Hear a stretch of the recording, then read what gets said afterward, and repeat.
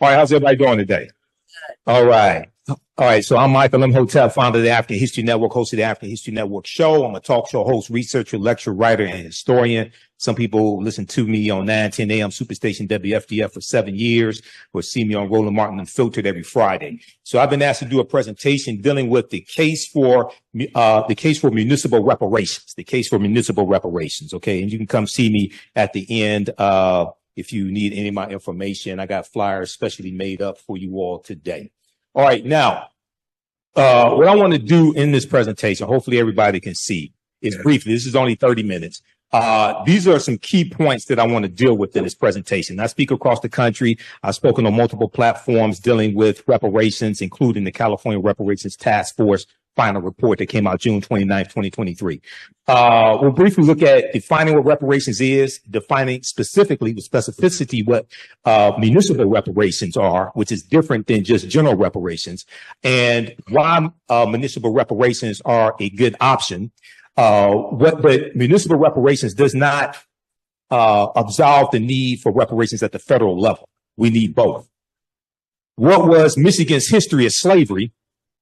And that's important to understand, because even though slavery did exist in Michigan up until 1837, Michigan was not Mississippi or Texas or Tennessee or Alabama, if you actually study the history.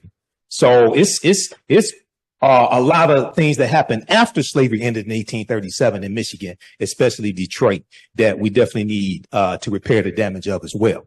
Why did Michigan have such few slaves in comparison to Mississippi and Texas? Who has never heard of the Northwest Ordinance of 1787?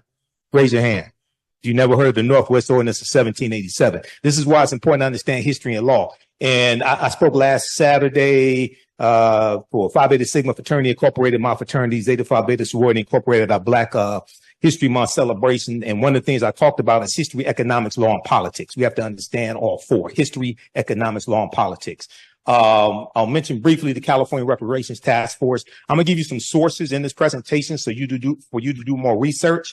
Proper documentation ends all conversation. I tell people, you don't have to believe a word that I say. Go research this for yourself. Okay, you don't have to believe me. In Detroit's history of racism against African Americans. Okay, now when we look at this historically, the term reparations did not apply to slavery. Historically, when we talk about reparations, it was a levy on a defeated country, forcing it to pay some of the war costs of the winning countries. Reparations were levied on the Central Powers after World War I, 1914 and 1918, to compensate the Allies for some of their war costs. They were meant to replace the indemnities which had been levied after earlier wars as a punitive measure, as well as to compensate for economic losses. After World War II, 1939, 1945, the Allies levied reparations principally on Germany, Italy, Japan, and Finland. If we advance in history later, the meaning of reparations became more inclusive. It was applied to payments undertaken by the Federal Republic of Germany to the state of Israel for crimes against the Jews in territory controlled by the Third Reich, the Nazis, and to individuals in Germany and outside it to indemnify them for their persecution. The term was also applied to the obligations of Israel to the Arab refugees who suffered property losses after Israel's victory over the Arab states in 1949, okay, when they set up the state of Israel. If you go to Britannica.com, they have a good article there. This is just a summary of it. Reparations at Britannica.com. Now, when we talk about reparations for African Americans, especially from the federal level, okay? Just a working definition. This is not an endorsement of one organization over another, because I don't belong to any of them. But the National Coalition of Blacks for Reparations in America, better known as NCOBRA, defines reparations as a process of repairing, healing, and restoring a people injured because of their group identity and in violation of their fundamental human rights by governments, corporations, institutions, and families. At the root of the term reparations is the concept of repairing the damage that was done to someone, making them whole again, restoring them to a position before the damage was done. Okay. And as I explained to people, it's important for us to actually study what actually happened as opposed to what we think happened. Because when we get deep into this, like if you read the 74-page executive summary from the California Reparations Task Force, their final report released June 29th, 2023. I've read the 74-page executive summary. I'm going through now reading the 1,000-page report. The history is mind-boggling. It's a wonder we survived. Okay, what was actually done to us and how law from the state and federal level and the federal government were used against us to continue to inflict the harm today. Now, those groups that have been injured have the right to obtain from the government, corporation, institution, or family responsible for the injuries that which they need to repair and heal themselves. In addition to being a demand for justice, it is a principle of international human rights, As a remedy, it is similar to the remedy for damages in domestic law that holds a person responsible for injuries suffered by another when the infliction of the injury violates domestic law. Okay. Examples of groups that have obtained reparations include Jewish victims of the Nazi Holocaust, coming from Germany, reparations primarily coming from Germany. They put about $90 billion in a pension fund. Okay, for Jewish Holocaust survivors. Japanese Americans interned in concentration camps in the United States, basically 1942 to 1945, $1.6 billion was set aside and passed Congress in 1988. And they had a 10-year window from 1988 to 1998 to apply, and they got $20,000 each. Now, contrary to popular belief, this did not apply to all Japanese Americans. This was only issued to approximately 82,250. If you want documentation on that, I have it. And that only applied to the Japanese Americans who were actually survivors of the internment camps, or those who had to evacuate. It did not apply to all Japanese Americans in the United States from 1998 to 1998.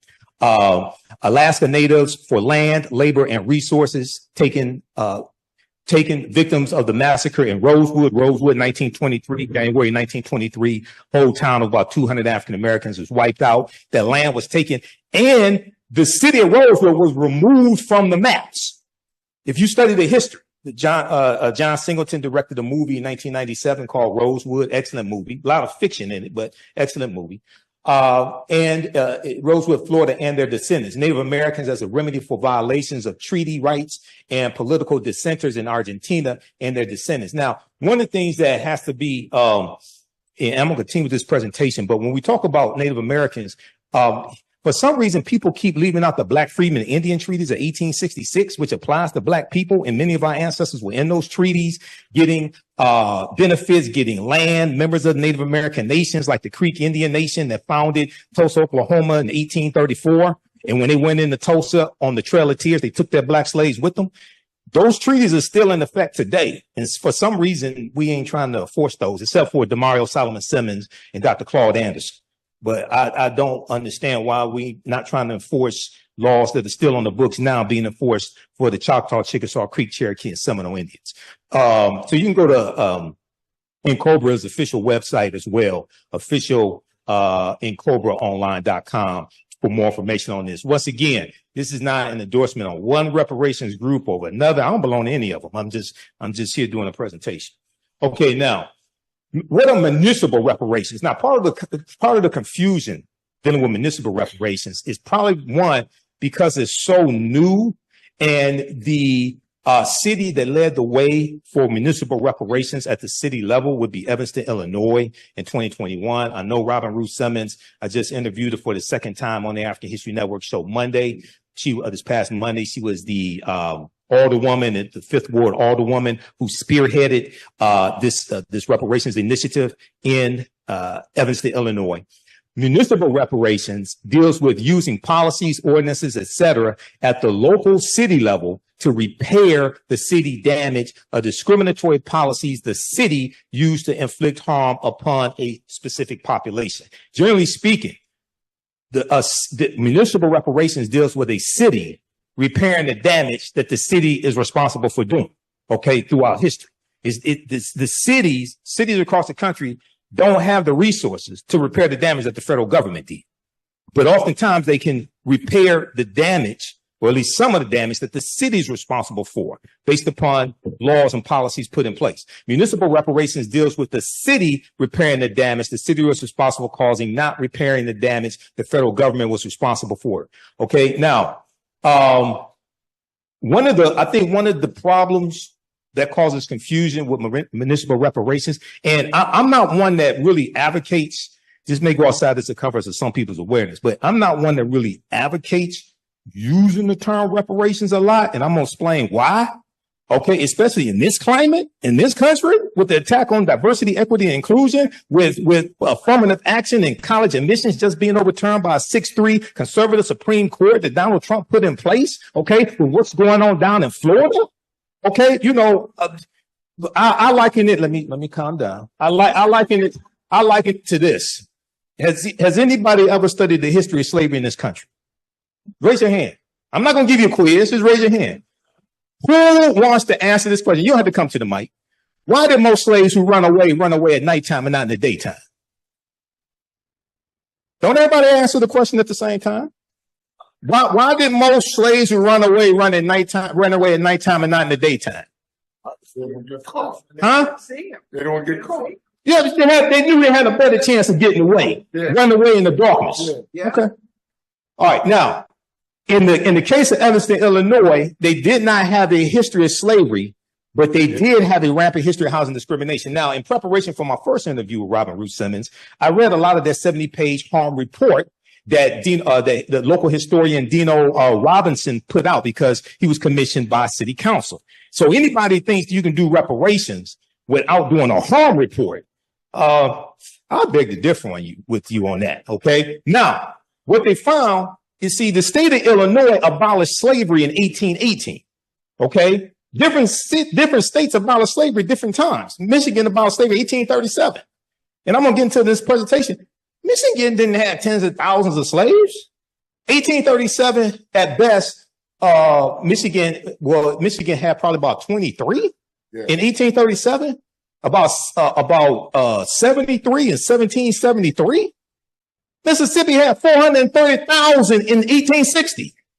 So don't take this the wrong way, but I when I hear people, and I speak across the country, and I'm on platforms across the country, when I hear people talking about slavery in Detroit, yeah, the Underground Railroad, Second Baptist. My mother's a historian of the Underground Railroad. Yeah, it was slavery here.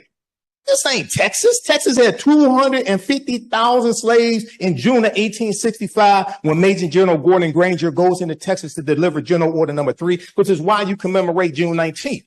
We don't even understand the history of June 19th because that wasn't the last day. Delaware and Kentucky didn't abolish slavery till December 18th, 1865. Tennessee didn't abolish slavery till February 22nd, 1865. So Juneteenth is not the last day of slavery. And the Emancipation Proclamation didn't free the slaves either. That's another conversation.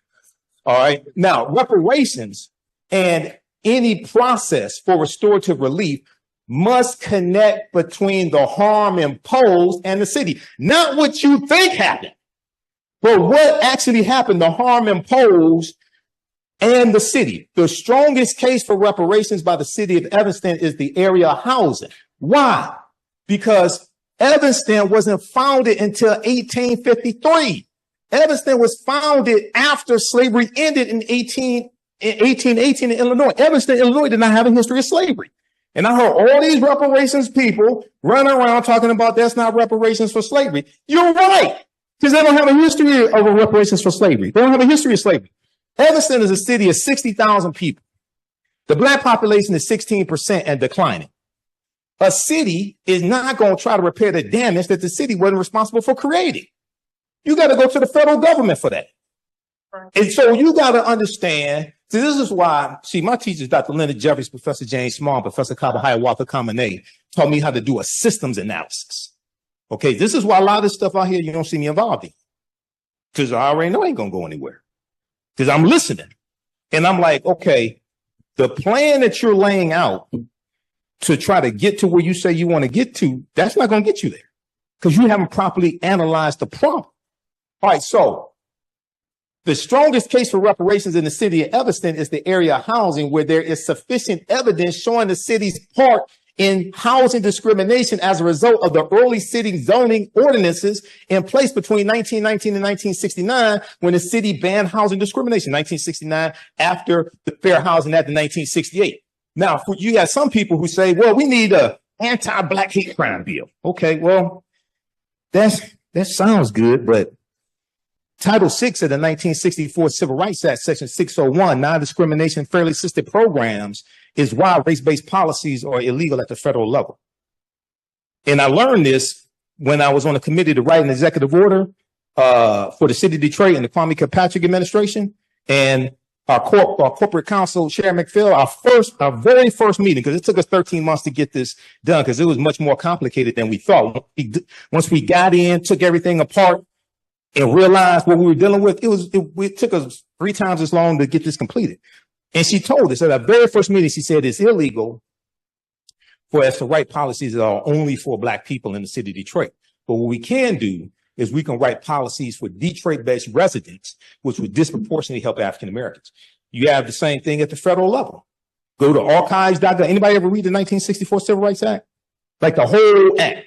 Go to archives.gov, because I go read this stuff. I go study these laws. This is why you hear me talk about political self-defense. If everything they do to us, they use the law to do it. And then when they get caught breaking the law, they go hire an attorney at law to defend them in the court of law. So doing a systems analysis, that would tell me we need to understand the law better than they understand the law and learn how to disarm them of that weapon. That's political self-defense. All right, now go to because this is on the city of Evanston, Illinois' website. All this information dealing with what they did. You can read that. cityofevanston.org. Okay. All right. Now, compared to federal and state governments, courts, or private institutions, municipalities are the most suitable for reparations. Most suitable for reparations at the local level. Here's why. 2 reasons why. Of the various levels of government, they are the proper locus for 2 reasons. First, as Howard University political scientist Dr. Nyambi Carter explains, and I know Nyambi, we've been on Roland Martin and Filtered together before. She said there is a political will for reparations present in municipalities at the locals in the cities that is absent at the gridlock state and federal level. So the first thing you have to understand in doing a systems analysis is what is needed to advance what you say you want. How many votes are needed? How many votes does it take to get a bill passed in the House of Representatives? Who can tell? Don't everybody speak at the same time. Who can tell? 218. Bomani got it. All right. I got a prize for you at the end, Bomani. All right. Now, in the House of Representatives, unless it's a bill that qualifies for the budget reconciliation process, or unless you're dealing with judges because of what Mitch McConnell did to the Senate, how many votes does it take to get a bill passed in the Senate? Page 60. Okay. No Republicans in the Senate support reparations. So how you going to get a reparations bill passed? No Republicans, not even the black one, not even Tim Scott supports reparations. He was the first one that came out and said he wasn't voting for it. And none of the black Republicans in the House of Representatives support reparations either. So how you going to get it passed? Okay. I'm going to tell you how you get it passed, but hold on. Let's continue. Now, Dr. Nyambi Carter said, it's really local activists and local actors, members of city councils who are empowered in ways in their small communities to do things and to act outside of what the state would do and even the nation would do. Dr. Nyambi Carter, how you doing, brother? You all right? All right. So at the local level is where we have more power. At the local level is where we have, so in the House of Representatives, there are 435 members in the House of Representatives. There's we make up only about 12% of the House, and we make up 3.5% of the Senate. And I say 3.5% because half the time Senator Tim Scott don't act like he's black. So you get so that's what you have in the Senate. Okay, but across the country, our city councils 60, 70, 80%. Okay, now the reason why they're in place is because African Americans organized and voted and put them in place. And many of them, like in the city of Detroit, saw that because black people were harmed by policies from the city of Detroit, it was their duty to use their political power to do something about their harm. Now, if you're black and you get elected and you don't do anything to help the people who put you in office and repair the damage, then what the hell good are you? Okay, So that's why at the local level for municipal reparations, there's more power, and that's why there's been more movement. That does not mean we don't need repairing of the damage from the federal level. That means you're going to have to use another strategy, and it's not going to happen anytime soon. Okay? Now, by contrast, former U.S. Representative, the Honorable John Conyers, introduced a reparations bill in every session of Congress from 1989 until his passing in October 2019. But these bills never came to a vote. The farthest H.R. 40 has made is out of a House subcommittee, and that was in like 2021. That's the farthest it's gotten. And although President Biden indicated his support for a reparations commission, any sudden action is unlikely. If you read the 1,000-page California Reparations Task Force, please don't take this the wrong way. We don't need another study.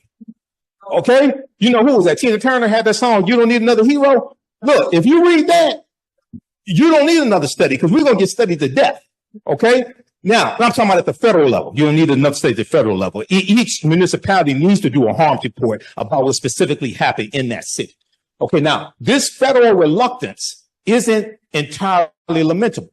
Although local policymaking is often undervalued, decisions made closer to home can have larger impacts on Americans' everyday life than decisions made in Washington. That doesn't mean what happens in Washington is not important. It's extremely important. But at the local level, we have more control and more ability to use that power to bring about solutions to help everyday African Americans. Ashe? All right, now, the second reason Dr. Nyambia Carter lays out, political scientists. Municipalities provide the opportunity for community-centered reparations that other levels of government do not.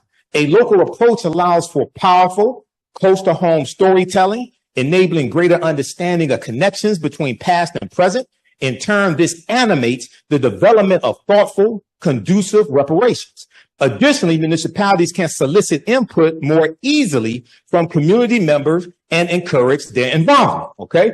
Now, a municipality-based approach allows for accessibility and proximity between government and beneficiaries once the policy is in place. Such a plan can more effectively empower the community and enable rebuilding relationships with perpetrators of the injustice, if you want to rebuild those relationships. Now, so for more information, read this. This is a good report here. This is by Brooks Simone, University of Michigan Law School. It's called Municipal Reparations, Considerations, and Constitutionality. That's on pages 350 to 351.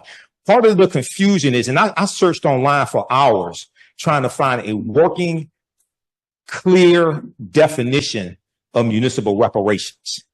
And I'm still searching. So when I graduated from Wayne State's Business School in 1994, okay? One of the things we learn is that it's very hard to solve the problem when you can't define what it is that you're trying to achieve. Okay. So the first thing, even though I knew what I wanted to put in this presentation, the first thing I had to do was come up with a working definition of what municipal reparations is. Otherwise, you're just shooting at a target you can't see. And then what happens is, just like how Republicans and conservatives hijack critical race theory, and critical race theory has existed since the 1960s. Okay. And they hijacked it and co-opted it and made it into what they wanted to be. Now, anything that deals with racism or slavery or anything like that, now they call that critical race theory, and then they attack it. That's why you have to clearly define what it is you're talking about. And see, that's why don't take this the wrong way, but see, that's why, especially on the national level, even here in Detroit, you have to understand right-wing conservative radio and right-wing cable news, Fox News. Fox News, that's the most popular cable news network. Now, if you watch it, you can say, you may say, how is this the most popular? These people are crazy. Well, look at the rest of America. It's representative, and they prey on fear. They help to spread the lies about what critical race theory is. Fox News. Okay. So one of the things I think in this city, across the country, we have to also develop better strategies on how we're messaging what it is that we want. And let me give you an example out of San Francisco. because I studied what happened in San Francisco. San Francisco Reparations Task Force, right? They released about over 100 policy recommendations. Somebody in the meeting, in the audience, said all black people should get $5 million reparations. No formula. It's not just $5 million. Okay. Now, if you go Google articles dealing with the California Reparations, dealing with San Francisco Reparations Task Force and their policy recommendations, the $5 million made up 80 to 90% of the media coverage. Now, apparently nobody did the math. Because when I was on Roland Show and Faraji Muhammad Show, The Culture on the Black Star Network and the African History Network show, I broke down the math. There are 50,000 African Americans in San Francisco. When they put together their stipulations, requirements, because see, the state of California also has a similar law like the federal government where race-based policies are illegal. That's why the California Reparations Task Force had to structure theirs based upon lineage as opposed to race, because it's illegal. And they want to make sure anything that gets passed by the state assembly does not get overturned in courts. Because if conservatives sued to overturn President Biden's executive order on student loans, and if you had Roe versus Wade overturned by a 6-3 conservative Supreme Court, you think there won't be lawsuits regarding this? Absolutely. When I talked to Robin Ruth Simmons 3 years ago, she said the way they structured it coming out of Evanston, it was structured to be able to withstand lawsuits because she said they knew they were coming. So San Francisco, if 20,000 African Americans get $5 million, that's $100 billion. $100 billion is 7 times the annual budget of the city of San Francisco that has an annual budget of $14 billion and was facing a 2-year projected budget shortfall of $728 million. And African Americans are 6% of the population of San Francisco and 6% in the state of California. So I have the video because I talked about this on my show. There was one city councilman from San Francisco. He was interviewed by a local news station and they were talking about the $5 million. And he said, you know, we got over 100 policy recommendations. I'll be happy to talk about those. The white newscasters want to talk about the $5 million. They want to deal with fantasy because what they do is co-opt something, right? Make it into what they want it to be and then attack it to make sure you don't get. This is how they've attacked critical race theory. Okay. Critical race theory is not taught in K through 12, not according to Moms for Liberty, not according to Fox News. So we have to be careful of this. All right. Michigan's history of slavery. Well, I'm on time. Oh, Lord. Michigan's history of slavery. Okay. Historian Tia Mills, a professor in the Department of Afro-American and African Studies, and the 2011 recipient of the MacArthur Foundation Genius Grant. She cited in this article here, and I'll give you the name of it in just a second, but very quickly. Slavery in Detroit grew out of the bustling fur trade when the settlement was under French control. So Detroit, founded by the French, 1701, right? We learned that in elementary school, okay?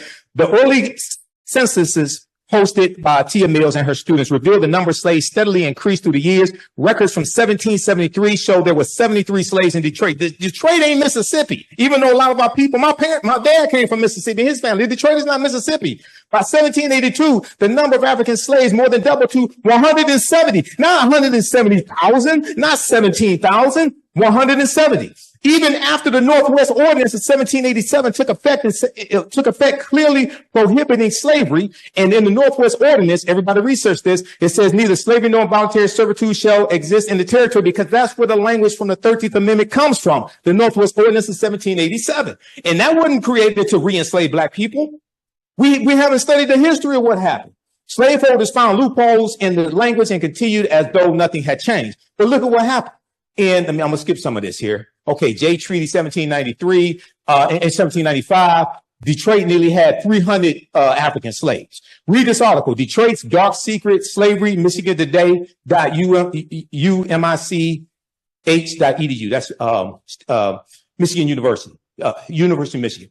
The 1830 U.S. Census showed 32 slaves living in the Michigan Territory because Michigan is not a state in the Union until 1837. 32 slaves in the Michigan Territory because the Northwest Ordinance of 1787, what it did was it abolished bringing slaves into what was known as the Northwest Territory, Michigan, Indiana, Illinois, Wisconsin, and part of Massachusetts. All right. That's why Michigan has low levels. Also, the climate in Michigan. And Michigan was not, slavery was not essential to the economy of Michigan, whereas slavery was essential to Mississippi because the number one cash crop was cotton, especially after 1793. Okay, now, according to the terms of, no, skip over that. Let's go to this here. Although the treaty seemed to violate the Northwest Ordinance of 1787, which prohibited slavery northwest of the Ohio River, the original settlers in the region were allowed to retain their slaves since they were considered private property. Michigan's territorial judge, August B. Woodward, that Woodward Avenue is named after, in Detroit, mandated that no new slaves could be introduced into the territory, and gradually those who remained would either be emancipated or die, so that by 1837, when Michigan became a state in the Union, and they had a new state constitution, it was created, there were only 3 slaves residing in the state of Michigan. Okay, once again, yes, harm was done. Okay, but most of that is done after slavery ends in the state of Michigan. Okay, now let's skip over all this here. Slavery, let's look at this. How many African slaves were in Mississippi? Let's compare Michigan to Mississippi. Slavery grew rapidly in Mississippi during the decades before the Civil War. Civil War 1861 to 1865. By 1860, Mississippi's enslaved population was well over 430,000. While there were only 350,000 white people in the state of Mississippi, yet most white people were not slaveholders, and even those who were, other than plantation owners, enslaved fewer than 10 African people. The state's economy was primarily based on the production of cotton, especially after 1793, when Eli Whitney creates the cotton gin. You have copies of the cotton gin, and then 1803, you have the Louisiana Purchase that doubles the territory of the U.S. and gives the U.S. more land to plant crops, which increases the need for enslaved African people. Let's skip over that, the rest of it. What about Texas? We celebrate June 19th, Juneteenth. In Texas, slavery had continued as the state experienced no large-scale fighting or significant presence of Union troops. Texas was a safe haven for slaveholders, so there were very few battles during the Civil War in Texas. So slaveholders from Mississippi, Alabama, Georgia would take their slaves into Texas. Okay, Texas had 250,000 enslaved Africans in June of 1865. All right. Now, although emancipation didn't happen overnight for everyone, in some cases, enslavers withheld the information until the harvest season. The next harvest season celebrations broke out among newly freed Black people, and Juneteenth was born. Read this article from history.com, official website of the History Channel. What is Juneteenth? Juneteenth and slavery in Texas. Okay. Now, read this article here dealing with the California Reparations Task Force. There's a link in the article to the full report, as well as the 74-page executive summary. California Reparations Task Force releases final set of recommendations, June 29, 2023, CNN. Okay, now I'm going to skip over some of this here, skip over that. The task force hired, the California Reparations Task Force hired a panel of experts, including economists, to calculate what Black Californians have endured. Through their formula, because they created a formula to do this. They determined that an eligible person could be owed up to $1.2 million. The formula includes dollars lost because of race-based health disparities, mass incarceration, housing discrimination, unjust land seizure, and other harms that have major impacts on Black Californians. California, even though they've identified somewhere between 1,500 to 4,000 enslaved people from 1850, when California becomes a state in the Union, to 1860. California ain't Mississippi, Texas, Alabama, Tennessee. California doesn't have a huge slave population either, but they have a deep history of segregation, housing discrimination, voter suppression, all those things, something similar to what happened here in the city of Detroit as well, and the state of Michigan.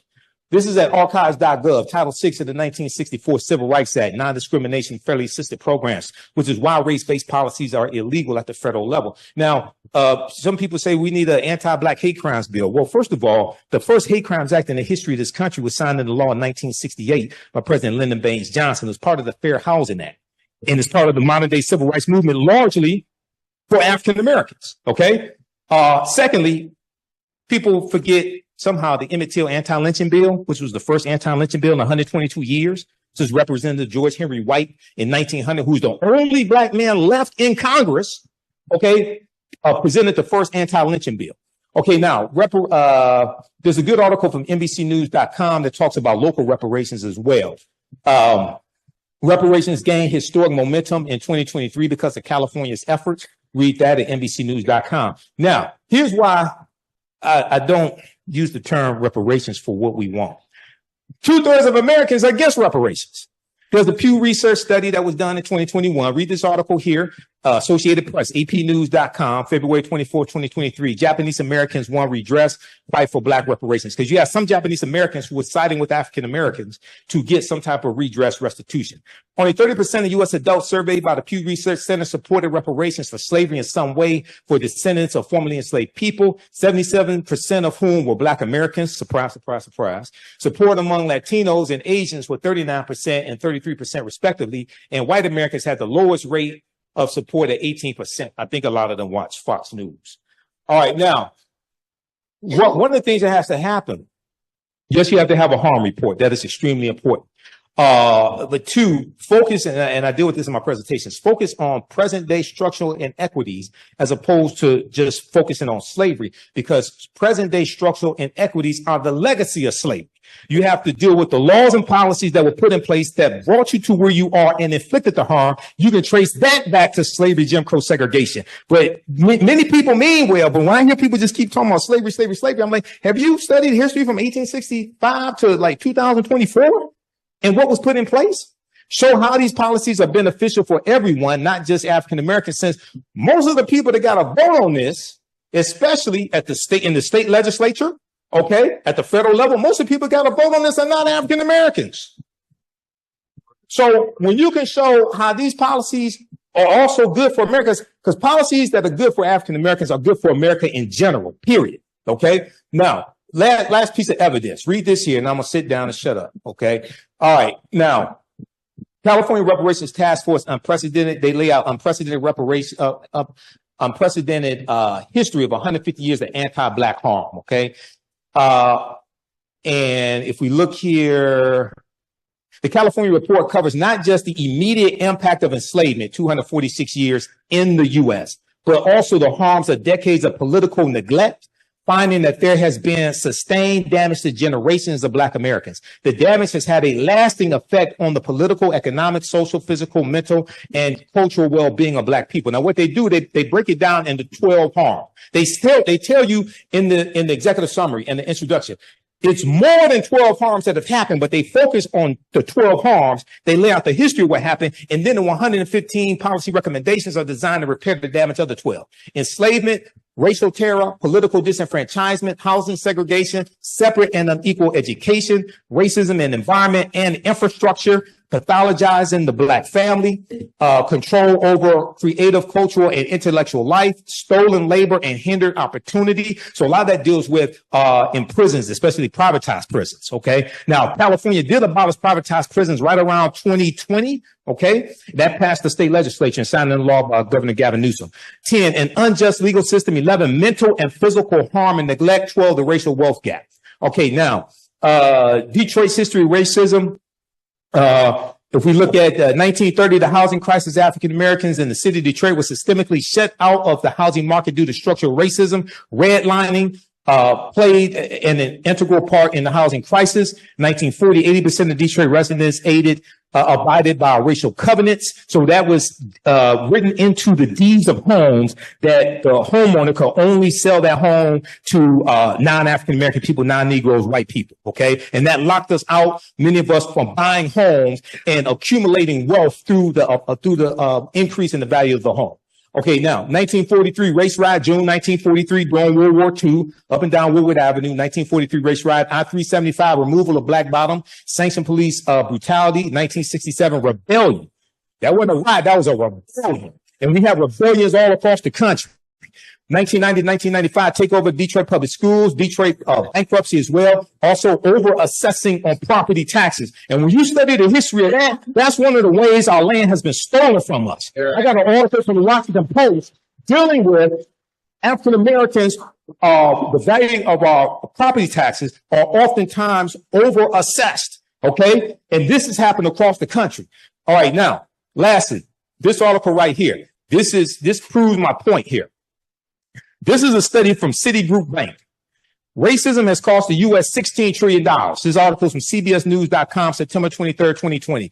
This article deals with how over a 20-year period of time, not 246 years, just from the year 2000 to the year 2020, racism has cost the U.S. economy $16 trillion. They break it down three ways. One, black workers have lost $113 billion in potential wages over the past 2 decades because they could not get a college degree. Two, the housing market lost $218 billion in sales because black applicants cannot get home loans. Three, about $13 trillion in business revenue never flowed into the U.S. economy because African-American entrepreneurs could not get access to bank loans. Then they go on to tell you, what's more, the U.S. could have $5 trillion in gross domestic product over the next 5 years if those gaps, which are laws and policies and others, were closed today, the study indicated, which means when you do good by us, that helps everybody. When you help repair the damage that's been inflicted upon African Americans, that helps everybody. Bantu Stephen Biko, one of our great South African freedom fighters, said the most potent weapon in the hands of the oppressor is the mind of the oppressed. We must take our minds back, and we do not ask permission to do it. All right, that's going to do it. We'll wrap up there. Imhotep, Asante Sana.